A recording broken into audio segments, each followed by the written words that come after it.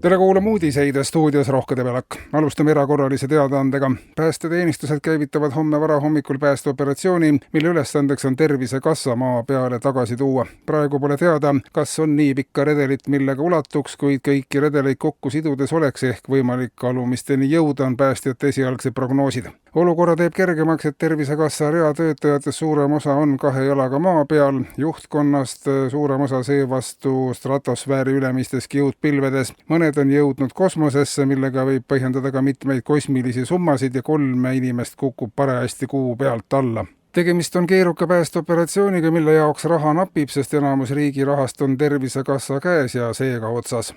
Ja välismaalt. USA president Donald Trump vastas eile ajakirjanike küsimustele, mis olid ajendatud erisaadike Steve Witkoffi Moskva visiidiga kaasnenud segadustest. Donald Trumpi sõnul mingit valesti mõistmist Putini ja Witkoffi vahel ei olnud. Kuna tegemist on erisaadikuga, siis on loomulik, et erisaadik saabki asjadest erinevalt aru kui teised. Täna on erisaadik juba Gaza konflikti lahendamas ja on aru saanud, et Palestiina tõmbab lähiajal oma väed Gröönimaalt välja ja Iisrael annab vastutasuks Kuriili saared Kanadale. Donald Trumpi administratsiooni sõnul võib olla tegemist ühe suurema diiliga lähiajaloos ja selleni jõuti tänu sellele, et Ameerika ei kasuta enam diplomaate ega välispoliitika asjatundjaid, tänu kellele kõik arengud maailmas aastakümneid ainult vindusid ja vindusid.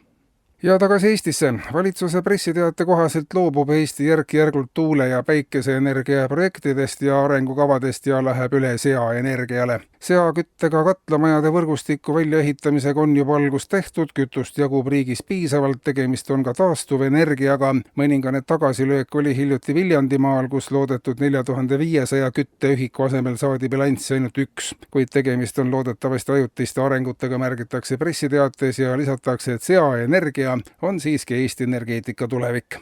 Valitsus annab aga teada, et on pikaajalise uuringu teel teinud kindlaks vaesuse peamised põhjused. Tuginedes arvukatele vestlustele vaesusesse langenud inimestega võib pea 100% tõenäosusega väita, et vaesuse otseseks põhjuseks on rahapuudus. Siiski suureneb allpool vaesuspiiri elavate inimeste hulk ja valitsuse sõnul on seega üks probleemi lahendus. Kui inimene elab allpool vaesuspiiri, siis ta pole vaene. Kui talle aga toetusi maksta, siis ta hakkab vaesuspiirile altpoolt lähenema ja saabki vaeseks. Kui inimeste hoidmine ülevalpool vaesuspiiri ei ole riigile jõukohane, siis tuleb minna teist teed ja aidata inimestel püsida allpool vaesuspiiri. Seda saab aga teha senise toetuste süsteemi põhjaliku kärpimise ja hinna- ja maksutõusude abil. Ja politseiteade. Politseile teatati eile kell 22 õhtul, et ühes Tartu äärelinna korteris toimub alkoholi kuritarvitamine. Politsei sõitis sündmuspaigale ja avastas, et alkoholi kuritarvitamine oli täies hoos, ruumis valitses pinev õhkkond. Politseipatrull esitas ühe tantsu, 2 võistelist laulupala, rääkis mõned anekdoodid ja alkoholi kuritarvitamine lõppes, pärast mida tarvitati seda juba väga lõbusalt. Eetris olid uudised.